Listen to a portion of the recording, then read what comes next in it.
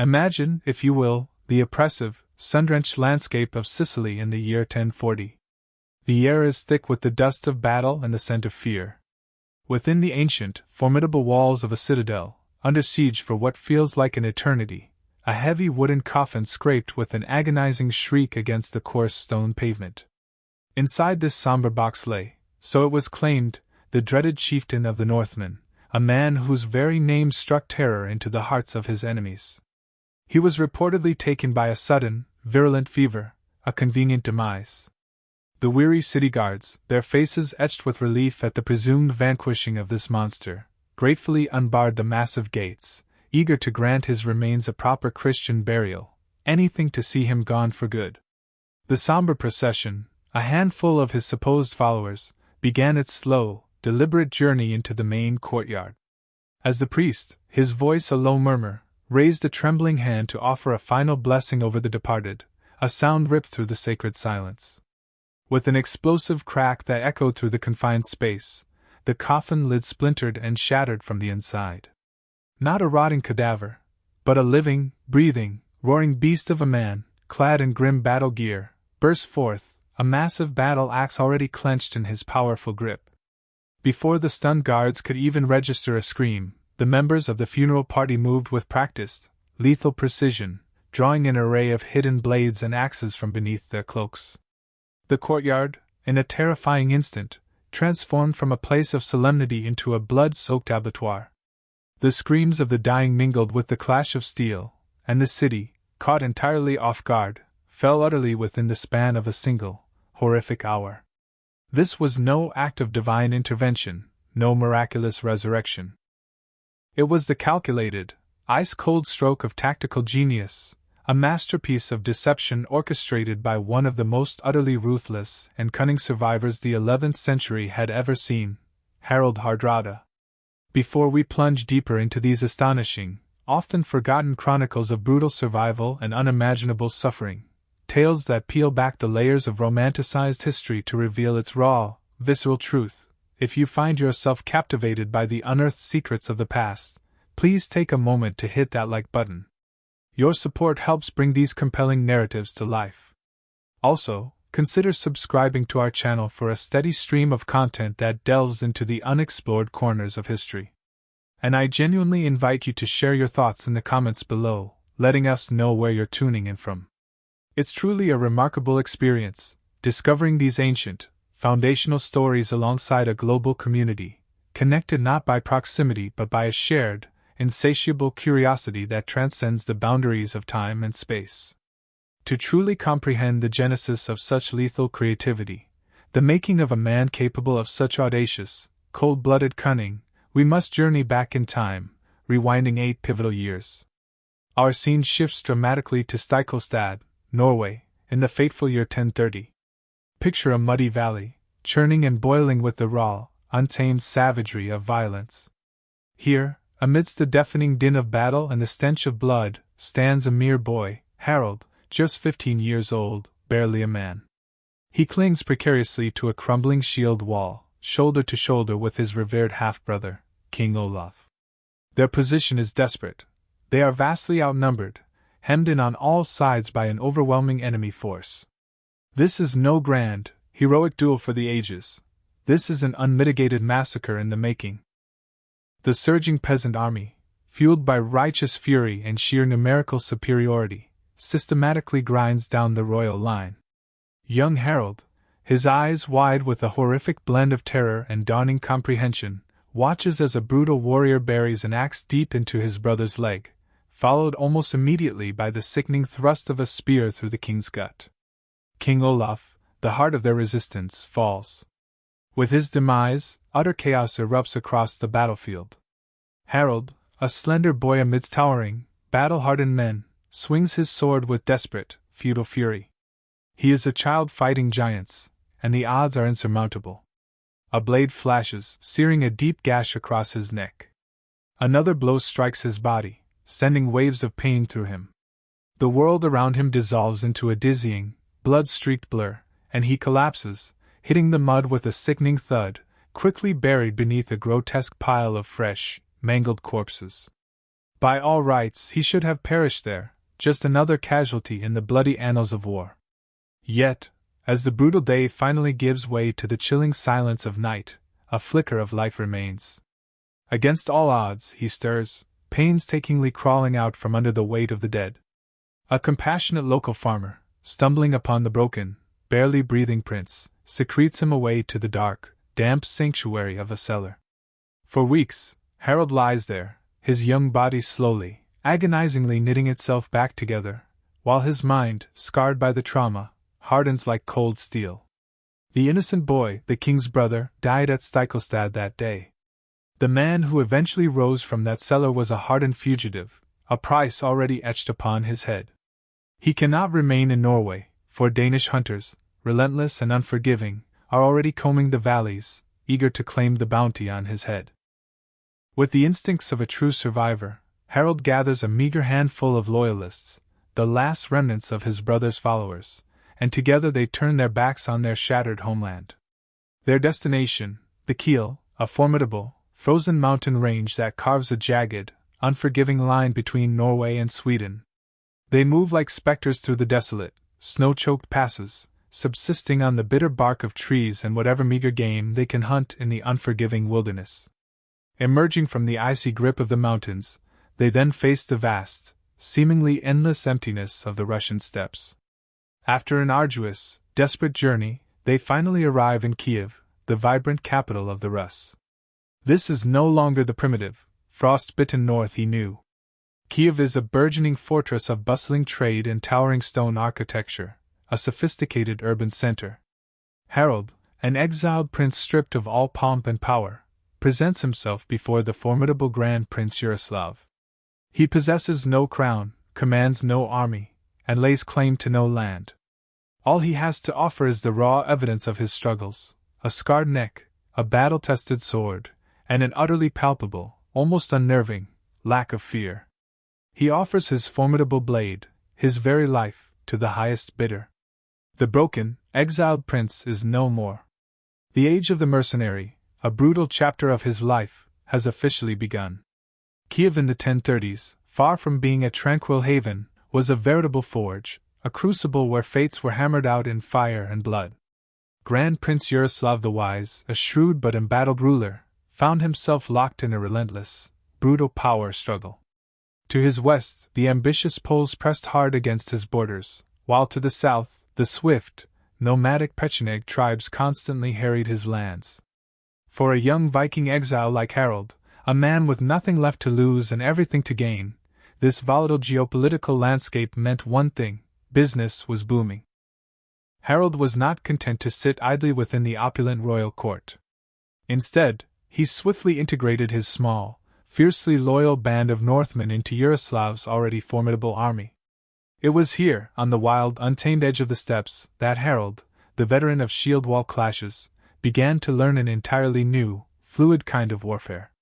In his native Norway, battles were typically static, grinding collisions of opposing shield walls, heavy, agonizingly slow, and invariably frontal assaults.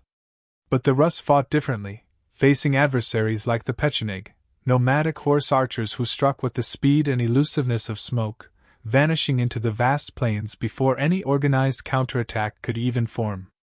Harald was forced to adapt, to shed his ingrained Viking tactics.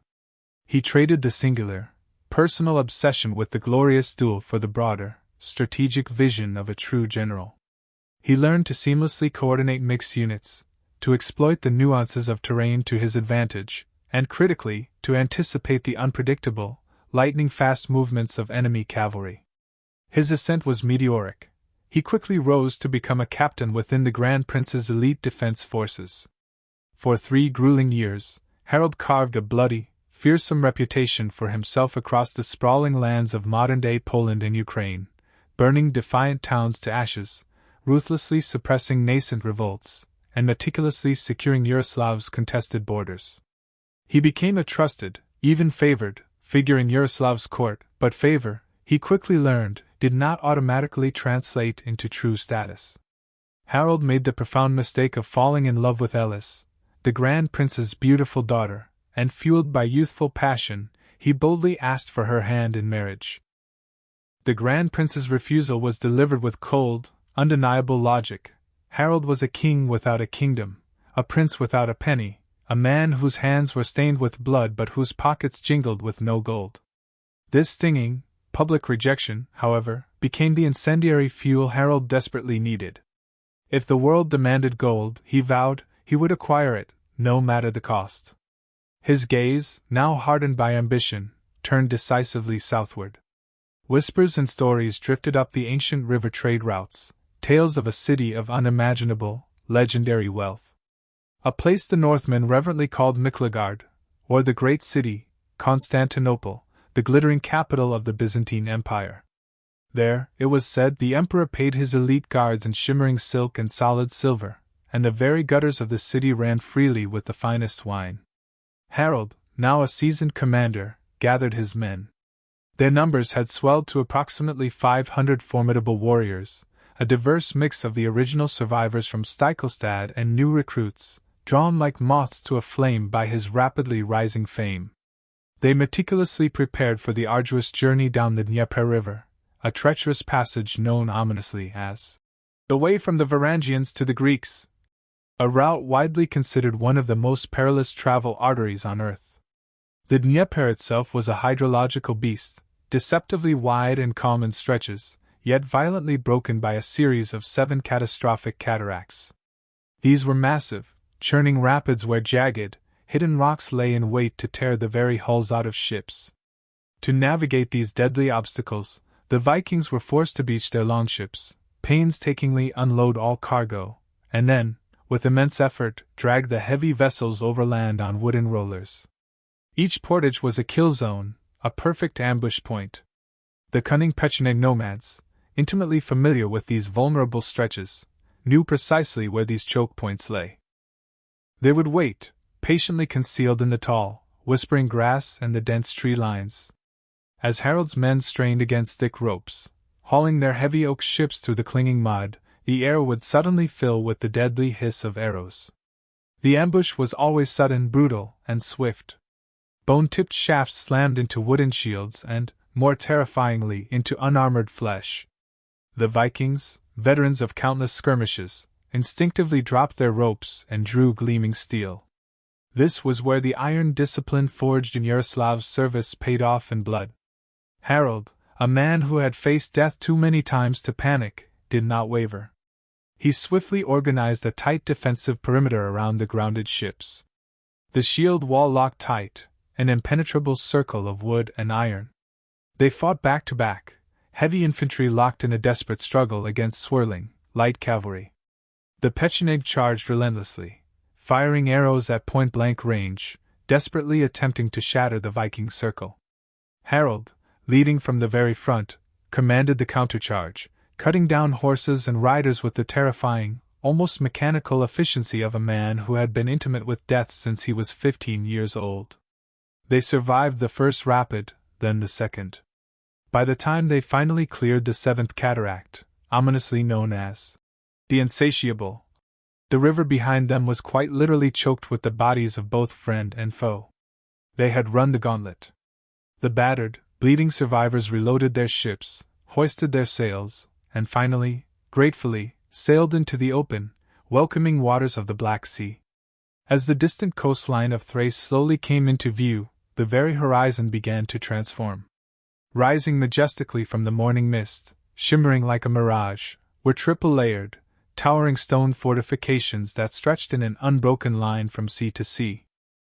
Behind them, a myriad of golden domes glittered under the warm Mediterranean sun. This was Miklagard, Constantinople, the undisputed, glittering center of the known world. Harald, now a seasoned warrior forged in the fires of battle and survival, stood at the prow of his ship. He was just 20 years old. He had cheated death at the massacre of Stiklestad, endured the frozen, desolate forests of Sweden, waged war across the plains of Poland, and survived the relentless ambushes of the Dnieper. He gazed upon the richest city on earth, and in his eyes, he did not see a sanctuary or a place of awe. He saw a colossal bank vault, waiting patiently to be cracked open. He issued his command. Row! The emperor, he knew, was in desperate need of capable soldiers, and Harald Hardrada had arrived, ready to collect his substantial paycheck. Constantinople proved to be a profound shock to Harald's system, a sensory overload unlike anything he had ever experienced. He stepped off his battered longship into a world teeming with life and noise. The Golden Horn, the city's vast natural harbor, was a kaleidoscope of vessels from lands he had only ever vaguely heard of: Venice, Egypt, Syria, and countless others. The air itself was a heady, intoxicating blend of exotic spices, rich incense, and the raw, earthy scent of unwashed humanity. But Harald was not here to sightsee. With grim determination, he marched his men directly to the recruitment offices of the Varangian Guard. He did not arrive as a common grunt seeking employment. He arrived as a seasoned commander, leading 500 battle-hardened veterans, each a fearsome warrior in his own right. The Byzantines, desperate for competent, brutal muscle to enforce their will, welcomed him and his men with eagerly open arms. However, it's crucial to clarify the true nature of the Varangian Guard, for popular history often paints them as nothing more than stoic, ceremonial bodyguards, standing stiffly in opulent throne rooms, draped in silk and gold. The reality was far grittier, far more violent. They were the Emperor's ultimate problem solvers, his blunt, merciless instrument. When a distant province dared to rebel, when ruthless pirates choked vital trade routes, or when the volatile mob threatened the very palace, the Emperor unleashed his Northmen. They were immune to local politics, unburdened by loyalties or allegiances, because their sole, unwavering motivation was gold. Harald fit this role perfectly, a key forged for a lock. He was swiftly dispatched to the treacherous Mediterranean Sea, tasked with hunting down the Saracen corsairs, Arab pirates who plagued the Greek islands and strangled Byzantine shipping. This was where the raw, elemental Viking way of war collided head-on with the complex, sophisticated machinery of the Byzantine Empire. Picture the scene off the sun-drenched coast of Asia Minor. A fleet of sleek, fast Arab dhows, sails billowing, was viciously raiding a vulnerable merchant convoy. They anticipated terrified Greek sailors, easy prey. Instead, they watched with growing unease as heavy Byzantine transports lowered their massive ramps. Out surged the Varangians, a tide of heavily armed Northmen. The clash was visceral, brutal, and swift. The Saracens, agile and swift, fought with curved scimitars and light armor, relying on their speed and hit-and-run tactics. Harald's men, however, were veritable human tanks. They immediately formed an impenetrable shield wall on the heaving decks, an unyielding line of wood and iron. The Arabs crashed against it, again and again, and broke, their lighter weapons glancing off the heavy shields. Then, the axes came down. The Varangians wielded the fearsome, two-handed Dane axe, a weapon so powerful it was capable of cleaving a horse's skull in half. Against light leather armor, the effect was catastrophic. Limbs were severed, shields were splintered into kindling, and men were cut down with terrifying efficiency. Harald, true to his nature, led from the very front. The sagas, in their vivid recounting, describe him as a thunderbolt, a force of nature. He didn't just defeat the pirates, he utterly annihilated them. He relentlessly chased the few survivors back to their coastal strongholds, leaving no quarter. Here, we witnessed the terrifying, pragmatic ruthlessness of the last true Viking. He didn't bother to lay siege in the traditional, time-consuming Roman manner. Instead, he employed terror as his weapon. He burned villages to the ground, deliberately provoking the defenders to sally forth. When they inevitably surrendered, he executed the leaders without mercy and enslaved the rest, a stark warning to any who dared defy the emperor. But the most crucial aspect of this campaign, more important than the killing itself, was the looting. Byzantine custom allowed the commanding officer to keep a substantial portion of the spoils.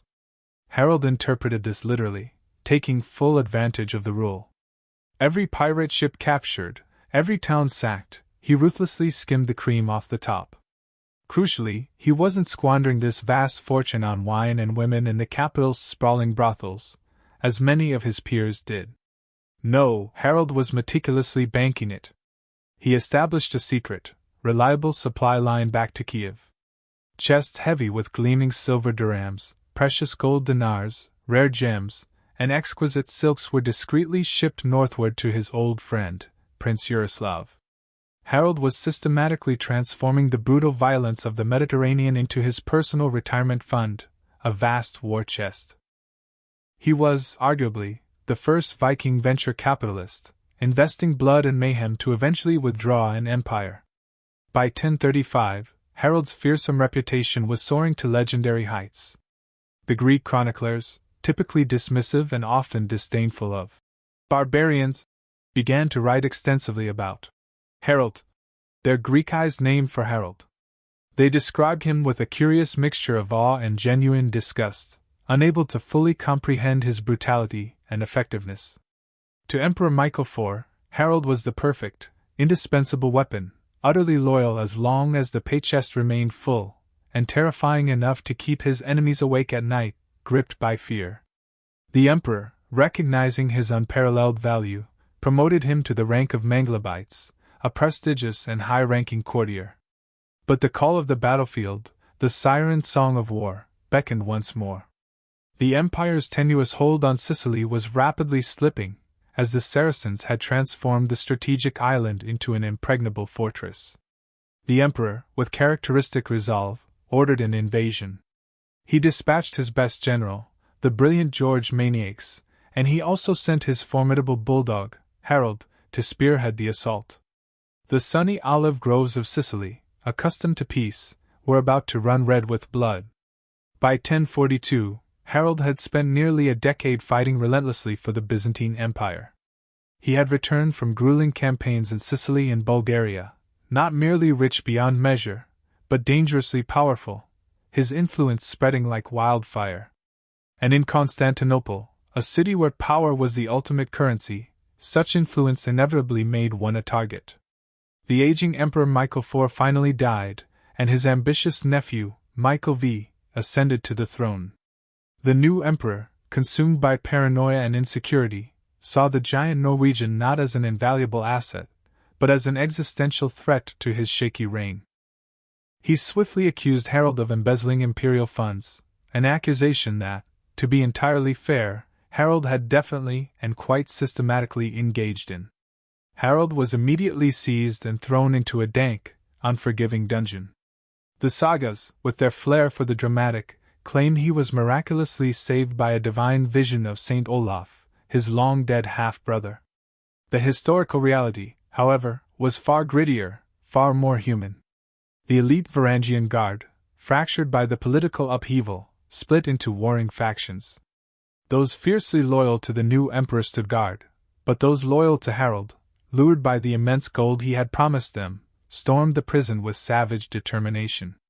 Outside the prison walls, Constantinople itself was ablaze, consumed by chaos. The enraged citizens had risen up in a furious revolt against Michael V, incensed by his decision to exile the popular Empress Zoe.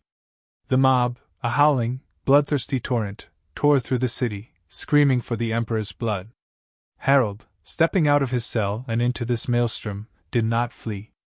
Instead, with the cunning of a true survivor, he immediately joined the winning side, aligning himself strategically with Empress Zoe. And Zoe, a woman of ruthless pragmatism, had a very specific job for her favorite, terrifying bulldog.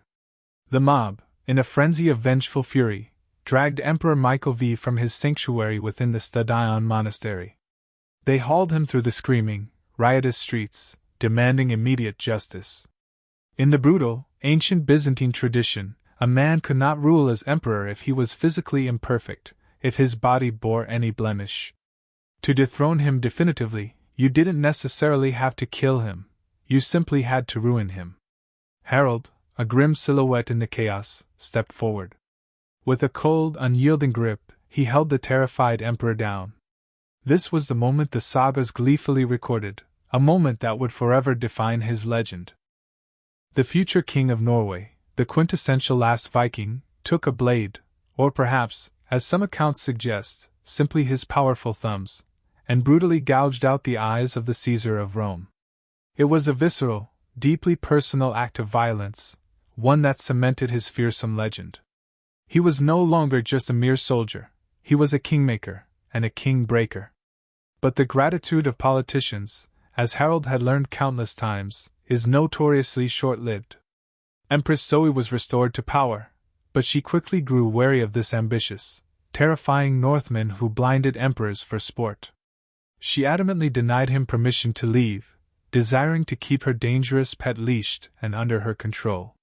Harald, however, was done with leashes. He quietly gathered his loyal men and the vast, hidden treasure, years of meticulously plundered wealth, secreted away for just such a moment. Under the deep cover of night, they seized 2 swift galleys in the bustling harbor. But there was a formidable problem. The Golden Horn, Constantinople's massive, strategic harbor, was sealed tight. A gigantic, formidable iron chain, stretched tautly across the water, blocked the exit to the Bosphorus. It was designed to halt entire fleets. No ship, it was believed, could possibly pass. Harald looked at the colossal chain. He looked at his ships, his freedom. He did not turn back. With an almost insane audacity, he ordered his men to row. He then commanded everyone not at the oars to grab their heavy sea chests, filled with stolen Byzantine gold, and run to the very back of the boat. The massive weight shift caused the prow of the ship to lift high out of the water, angling dramatically upward like a ramp. Harald, at the helm, steered the ship directly at the chain. With a deafening crash, the keel slammed onto the iron links. Wood screeched agonizingly against metal as the ship hung there, precariously balanced on the chain, teetering on the brink. "Forward!" Harald screamed, his voice cutting through the night. The men, galvanized by his sheer will, sprinted from the back of the ship to the front. The center of gravity shifted violently, the ship tipping forward with a lurch, sliding off the chain and plunging with a massive splash into the open, liberated water on the other side. The second ship, alas, was not so fortunate. It broke its back on the unyielding chain and sank quickly, taking many men and a significant portion of Harald's hard-won gold to the bottom. But Harald was through. He raised a sail, caught the favorable wind, and left behind the blinded emperor, the scheming empress, and the ruins of his prison. He sailed north, toward the Black Sea, toward Kiev, and toward the crown that was, at long last, finally within his grasp. The mercenary was dead. The king was coming home. It was 1045.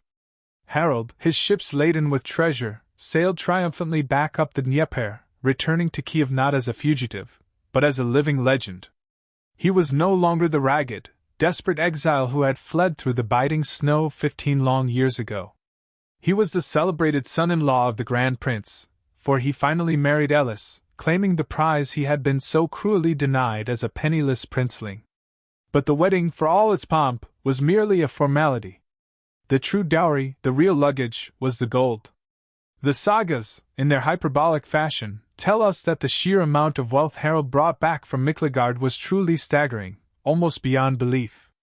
It was whispered throughout the north that no man had ever seen such riches concentrated in one place. We are talking, quite literally, about tons of gleaming silver and gold, the accumulated plunder of a full decade spent methodically sacking the wealthiest cities and raiding the richest trade routes in the Mediterranean.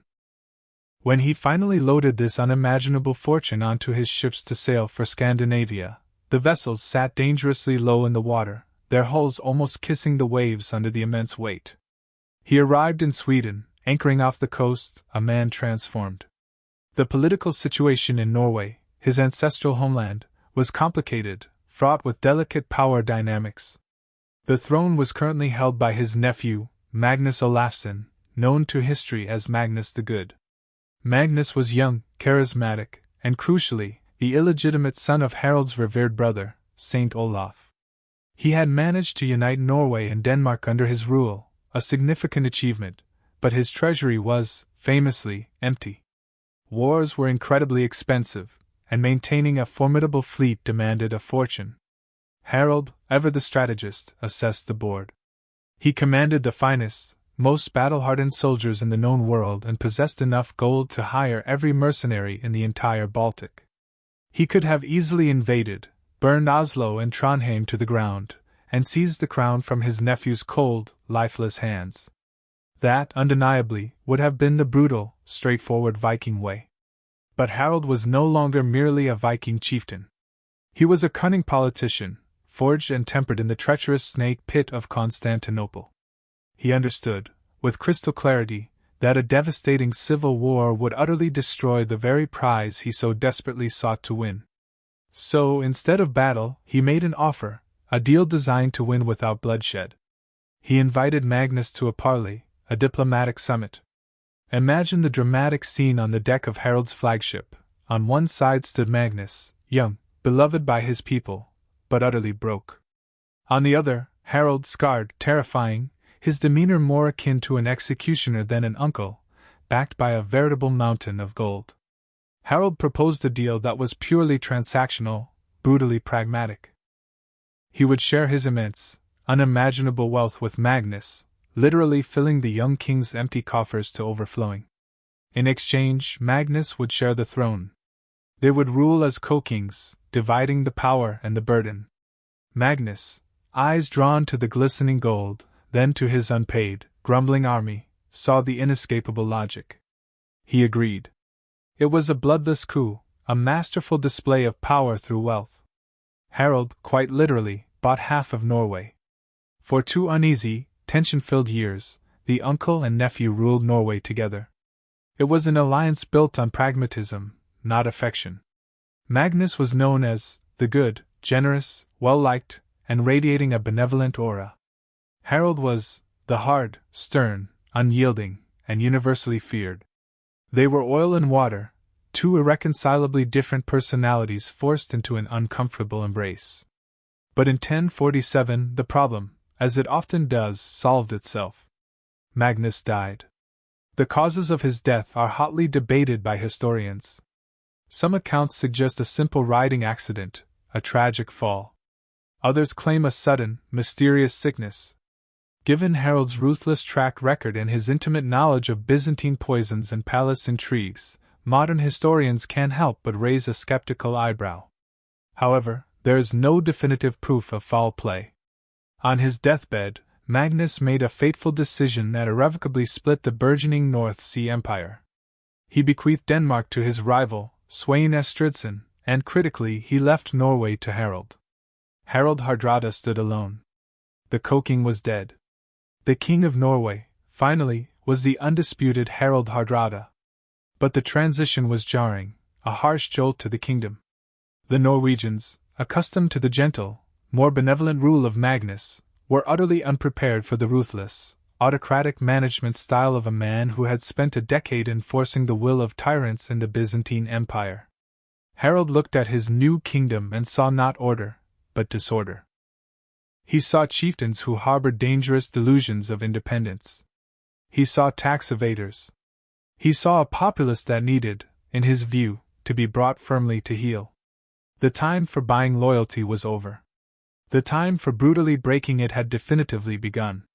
His gaze, now fully fixed on his new domain, turned southward, back toward Denmark. Magnus had given it away, but Harald wanted it back. He immediately initiated a brutal war of attrition that would drag on for nearly 2 agonizing decades, a merciless grinder of a conflict that would ultimately earn him his chilling, enduring name, Hardrada.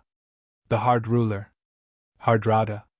Historians, with characteristic politeness, often translate it as the Stern Council, or the Hard Ruler. But if you lived in Norway in 1050, if you felt the iron grip of his rule, you knew precisely what it truly meant. It meant tyrant. Harald brought the unbending autocracy and brutal efficiency of Constantinople to the very fjords of Scandinavia.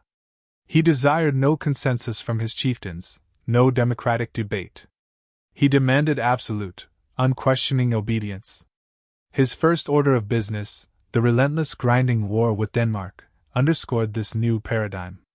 King Svein Estridsson held the Danish throne, and Harald, with a burning ambition, wanted it. For nearly 20 brutal years, Harald transformed the Kattegat Sea into a veritable dead zone, a wasteland of terror.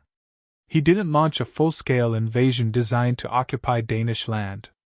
Instead, he unleashed relentless, devastating raids, calculated purely to inflict maximum misery.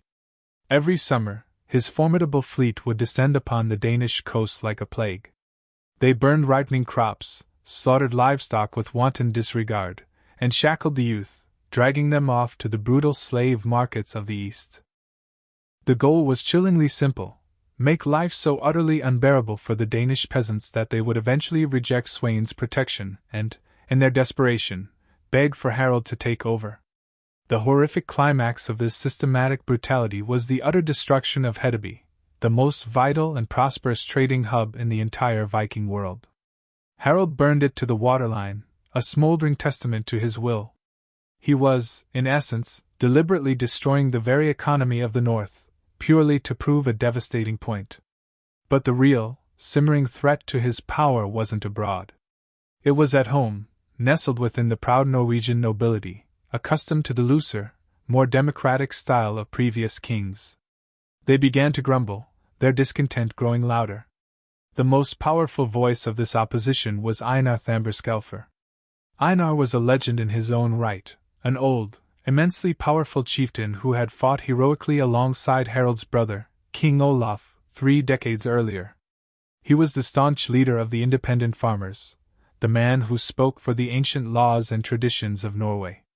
He dared to stand up in the Thing, the sacred assembly, and openly criticize Harald's constant, ruinous warring. To Harald, Einar wasn't merely a critic, he was a dangerous, living obstacle to his absolute rule. And Harald, having learned the dark arts of power in the dungeons and palaces of Miklagard, knew precisely how to deal with obstacles. He extended an invitation to Einar and his son for a reconciliation meeting at his royal farm, cloaked in the guise of a diplomatic summit. It was, in truth, a meticulously planned hit.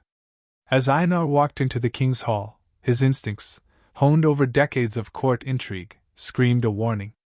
"There is a smell of treachery here," he muttered, just before the heavy doors slammed shut behind him.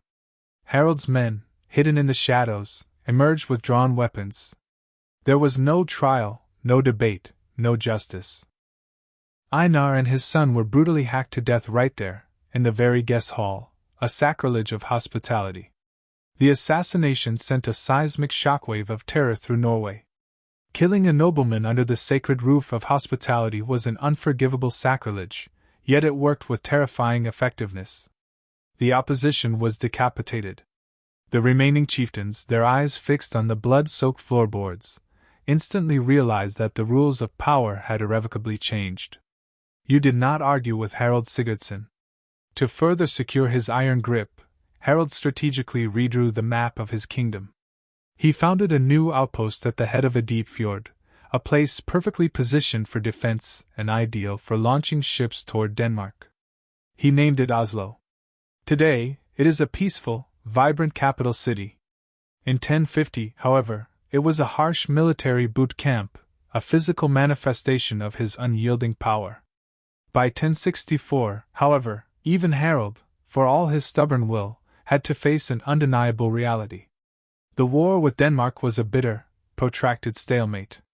He had won virtually every single battle, but he simply could not win the war. The Danes, for all their suffering, were too stubborn, and King Sweyn was too slippery, too elusive to catch. Harald, with grim pragmatism, finally agreed to a peace treaty. He relinquished his claim on Denmark. To a lesser man, this would have been a humiliating defeat.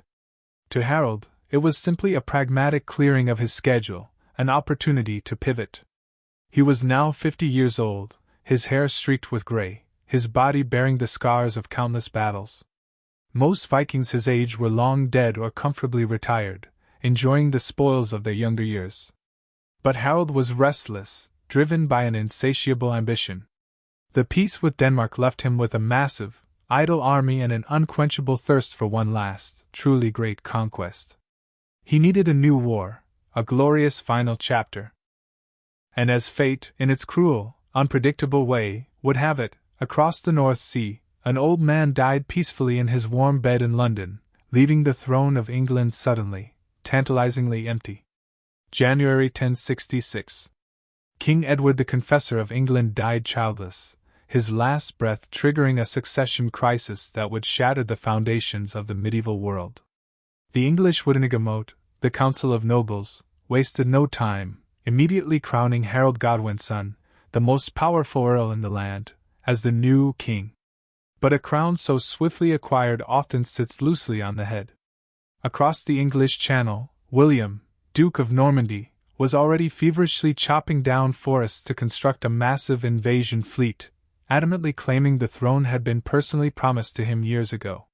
Yet, far to the north, a third, unexpected player entered the brutal game of thrones.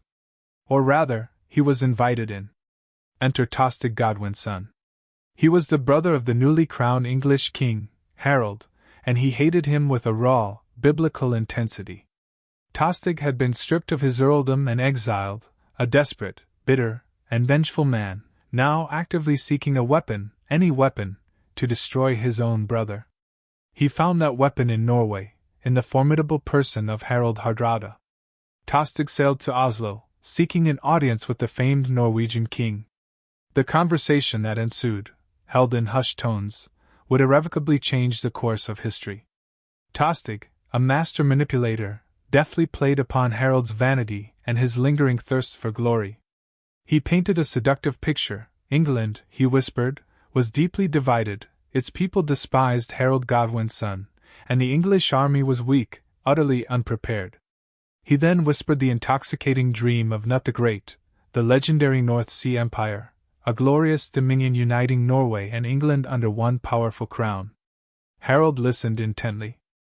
He was 50 years old, his joints aching from decades of sleeping on cold ship decks and countless battles.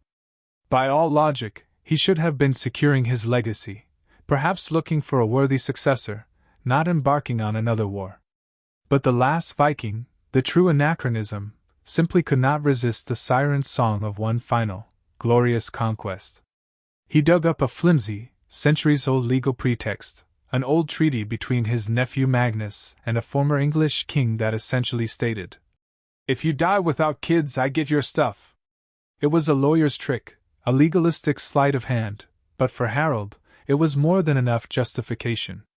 He immediately initiated the laying, the total mobilization of his entire realm, a colossal undertaking.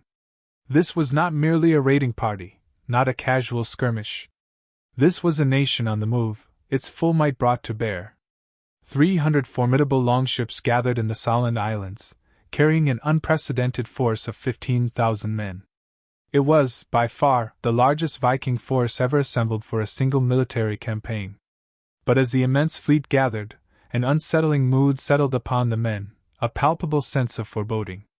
The sagas report that the seasoned warriors were plagued by vivid, terrifying nightmares. One man dreamed of a giant troll woman, riding a monstrous wolf, casually tossing the bodies of Viking warriors into its gaping maw. Another dreamed of carrion birds, flocks of them, perched ominously on the stern of every single ship, patiently waiting to feast. The message from the spirit world, the omens, were chillingly clear: you are sailing to your graves. Harold, however, ignored the dire warnings. He left his son Magnus behind to rule Norway, a tacit, grim admission that he might not return. But crucially, he took his wife Elis, his daughters, and his younger son Olaf with him. This audacious act signaled his true intent. He wasn't planning to simply loot England and then leave. He was planning to live there. He was, in effect, moving his entire royal court to London. In September 1066, the winds, fickle as always, finally turned favorable.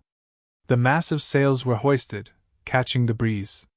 300 prows, carved and gleaming, cut through the churning waters of the North Sea, an unstoppable armada. Their destination, Yorkshire, in the north of England. The fateful 1066 invasion had officially begun.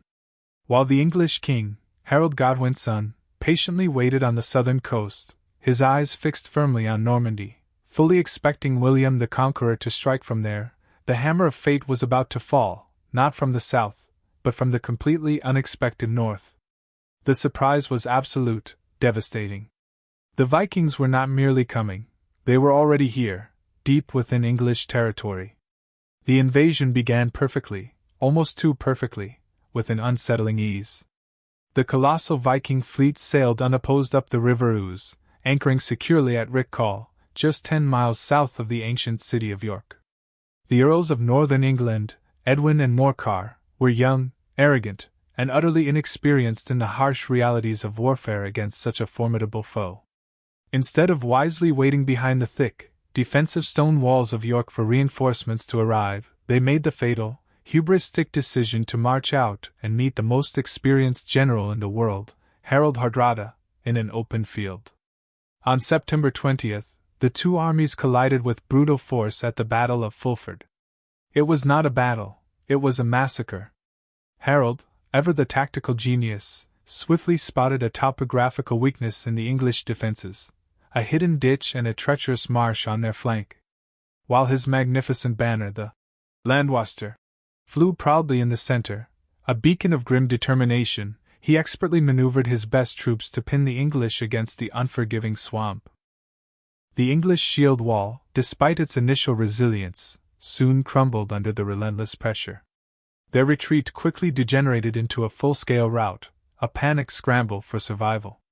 The sagas, with their flair for grim detail, famously recount that the ditch became so choked with English bodies that the Vikings could actually walk across them dry-shod. York, the venerable capital of the north, surrendered immediately, without further resistance. But here, Harold made a decision that, even to modern historians, remains truly baffling, a strategic anomaly.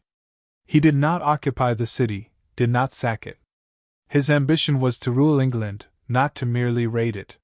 He desperately wanted the terrified citizens of York to perceive him as a legitimate king, a new sovereign, not merely another marauding Viking raider. So, he agreed to a peaceful exchange. The city would provide him with hostages, a guarantee of their loyalty and submission, and in return, he would restrain his 15,000 savage warriors, preventing them from entering the city walls to pillage. They agreed to meet for this crucial exchange at a logistical crossroads, a few miles east of York, at a place called Stamford Bridge. Monday, September 25, 1066. It was a beautiful, unnaturally hot autumn day, the sun blazing down from a cloudless sky, uncharacteristic for late September in England. Harold, misjudging the weather and underestimating his foe, made a fateful call, a decision that would irrevocably seal his doom. "Leave the mail shirts," he commanded. The heavy chain-mail hauberks, each weighing a cumbersome 30 pounds, were left in heaps on the decks of the ships at Rickcall, miles away from the appointed meeting point. The Viking army marched toward Stamford Bridge, feeling almost like tourists, unburdened by their usual heavy armor. They carried their shields, helmets, and weapons, of course, but their bodies were covered only by simple tunic cloth, offering little protection. They were relaxed, laughing, confident that the war was, effectively, over. The English king, Harold Godwin's son, they believed, was weeks away in the south, presumably still staring across the channel at Normandy. The north, they assumed, was theirs for the taking. As they lounged leisurely by the tranquil river Derwent, patiently waiting for the hostages from York to arrive, a distant cloud of dust suddenly rose on the western horizon. Then came the unmistakable glint of sun on steel. "Are those the hostages?" someone idly asked, a note of curiosity, not alarm, in his voice. Tostig Godwin's son, his eyes narrowed against the glare, squinted intently at the horizon. The cloud grew larger, denser. Beneath the swirling dust, a forest of gleaming spears appeared, advancing steadily. Then the banners. Not the white flags of surrender they expected, but the unmistakable, proud fighting standards of the House of Wessex, the Golden Dragon, the defiant fighting man. Harald Hardrada, the cunning master of deception, had been utterly outplayed, caught in a trap of his own making. King Harold Godwin's son had accomplished the impossible. He had force-marched his entire army nearly 200 miles in just 4 days, a logistical feat that rivaled even the legendary Roman legions. He hadn't come to talk. He had brought the entire English army, fully armored, fully rested, and boiling with righteous fury. The Vikings, caught completely by surprise, were split in two by the river, unarmored, and vastly outnumbered. Harold, seeing the disaster unfolding, turned to Tostig, his face grim. "We could retreat to the ships," Tostig suggested, panic rising in his voice, his usual bravado gone. "We could fight behind the shield wall of the ships." Harold looked at the English army, a thundering tide of steel, charging relentlessly toward them. He looked at his men, caught exposed and vulnerable. The hard ruler did not run. He stoically planted his banner, the Landwaster, firmly in the ground. He sent 3 fast riders back to the distant fleet, desperately calling for reinforcements, knowing full well they would never arrive in time. Then, with the calm of a man facing his destiny, he ordered his men to form a defensive circle. The Battle of Stamford Bridge, the symbolic end of the Viking Age, was about to begin. The English army, with a roar of vengeance, crashed into the Viking vanguard on the west bank of the river Derwent. It was an immediate, brutal slaughter. The Vikings, unarmored and completely unprepared for such a furious assault, were swiftly pushed back into the river. The clear water turned a sickening red within minutes. The few survivors scrambled desperately across the narrow wooden bridge to join the main force on the east bank, but the English pursuit was halted, miraculously, by a single, legendary man. This is one of those astonishing historical details that sounds like pure fiction, a bard's embellishment, but it is meticulously recorded in the Anglo-Saxon Chronicle by the very enemies who fought him. A lone Viking warrior, a true giant of a man, likely a member of Harald's personal Hussar Guard, planted himself defiantly in the middle of Stamford Bridge. He wielded a massive, two-handed Dane axe, a weapon of fearsome power. For an entire hour, this anonymous berserker, a whirlwind of pure violence, held back the entire English army. He cut down 40 men, each one a testament to his ferocity. Arrows bounced harmlessly off his massive shield. Spears were chopped cleanly in half by his axe. He was a human bottleneck, a one-man wall of fury, buying precious, critical time for Harald Hardrada to form a circular shield wall on the hill behind him. The English simply could not cross. They were terrified, held at bay by a single, unstoppable force.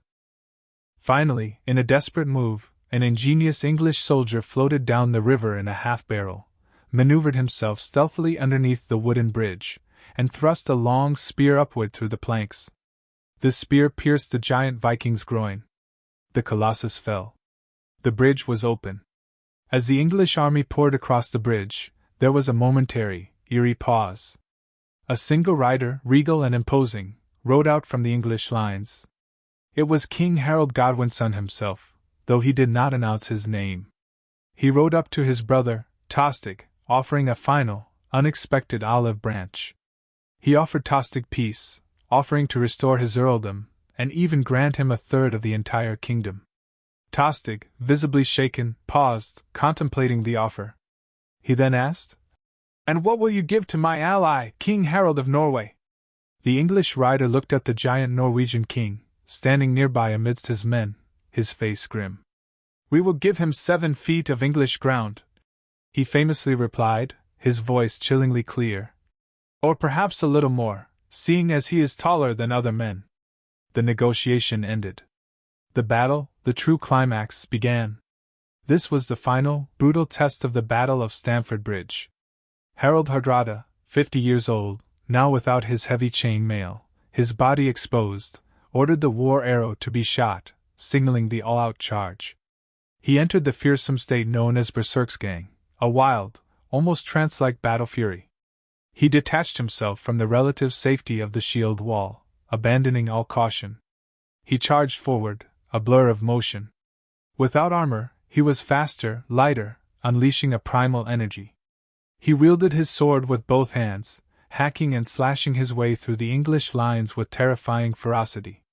For a fleeting, desperate moment, it seemed as though he might actually win, that his sheer will could turn the tide. The English line buckled under the sheer, unbridled ferocity of his assault. The sagas claim he fought as if he were utterly mad, intoxicated by the raw adrenaline of his last, desperate fight. But this was not a saga. This was harsh, unforgiving reality. And in reality, unarmored flesh, no matter how strong, cannot withstand a volley of missile fire. At the very height of his charge, a stray arrow, a random, cruel twist of fate, hissed through the air. It was not a noble duel that brought him down, it was the arbitrary cruelty of chance. The arrow struck Harald squarely in the throat. The King of Norway stopped. The thunderbolt of the north, the legendary warrior, stumbled, then fell to his knees. He choked on his own blood, gasping desperately for air that would not come. He collapsed onto the 7 feet of English ground he had been so famously promised. The fighting for a single, stunned heartbeat ceased. Tostig, his face etched with grief and despair, rushed to his fallen king. The English, seeing their greatest foe fall, offered surrender again, a final chance. But the Vikings, witnessing the death of their revered leader, did not surrender. They let out a raw, guttural war cry, a scream of vengeance and defiance, and charged again, throwing themselves into the fray. They chose to die around their king, as free men, rather than live as prisoners. It was the twilight of the gods, the Götterdämmerung, played out in a muddy, blood-soaked field in Yorkshire. The death of Harald Hardrada did not halt the killing. It merely accelerated it, pouring fuel on the fire. The Viking reinforcements from the ships, miles too late, and utterly exhausted from running in the scorching heat, finally arrived. They threw themselves into the fray in a suicidal frenzy, an act of desperate loyalty known in the sagas as Einar's Storm. They fought until they were literally too tired to even lift their axes. By sunset, Tostig Godwin's son also lay dead on the field. The battlefield, finally, fell silent. The 1066 invasion, the last great gasp of the Viking Age, was devastatingly over.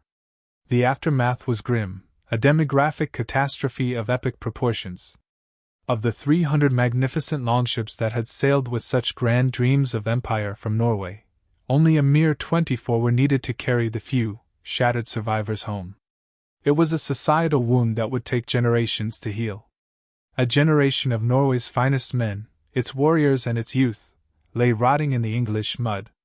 So many had died that, even 70 years later, chroniclers wrote that the ground at Stamford Bridge was still eerily white with bleaching bones, a stark monument to the carnage. King Harald Godwin's son, against all odds, had won a miraculous, hard-fought victory. But history, in its cruel, ironic fashion, is rarely kind. While Godwin's son was celebrating his triumph in York, busily burying the dead and tending to the wounded, the wind, that ever-fickle force, dramatically changed. Just 3 days after the Battle of Stamford Bridge, William of Normandy, his invasion fleet finally crossing the Channel, landed unopposed on the undefended southern coast of England. Godwin's son, his army battered, exhausted, and depleted, was forced to undertake another grueling, forced march, all the way back south. He met William at Hastings just 3 weeks later. His men were bone-tired, his finest huscarls, his elite housecarls, were dead in Yorkshire, their ranks decimated at Stamford Bridge. He lost. Herein lies the true, profound legacy of Harald Hardrada. He did not conquer England, no. But he was, undeniably, the primary reason England was conquered by another. He was the heavy, relentless hammer that softened the English steel, leaving it vulnerable and broken, so that the Norman anvil could finally shatter it. Without Stamford Bridge, without that brutal, exhausting battle, there is no Hastings. Without Hastings, the English language, the intricate tapestry of English culture, and indeed, the very history of England as we know them, would simply not exist. But what of the man himself, the colossal figure at the center of it all? Harold's body was eventually returned to Norway, a final journey home. He was initially buried in Trondheim, then later moved, his ultimate resting place tragically lost to the relentless march of renovations and the eroding sands of time. A fitting, almost poetic end for such an inveterate wanderer. With his death, the Viking Age, in its grand, expansionist form, effectively snapped shut, like a book closing on a bygone era. Oh, there were still sporadic raids after 1066, echoes of a glorious past, but the era of the sea kings, of massive fleets carving out vast empires through sheer force of will and a blood axe, died definitively with Harald. The North turned inward. Scandinavia, once the terror of Europe, slowly transformed into a land of Christian kingdoms, of tides and burgeoning bureaucracy, shedding its wild, pagan past. The fierce, untamed, expansionist energy that had terrorized Europe for 3 relentless centuries was, at long last, finally spent. Harald Hardrada was, truly, an anachronism, a man born too late for his own time. He tried, with every fiber of his being, to force the world to be what it used to be, to live by the old, brutal code of blood and iron in a world that was inexorably moving toward feudalism, toward written laws, toward a new, more ordered age.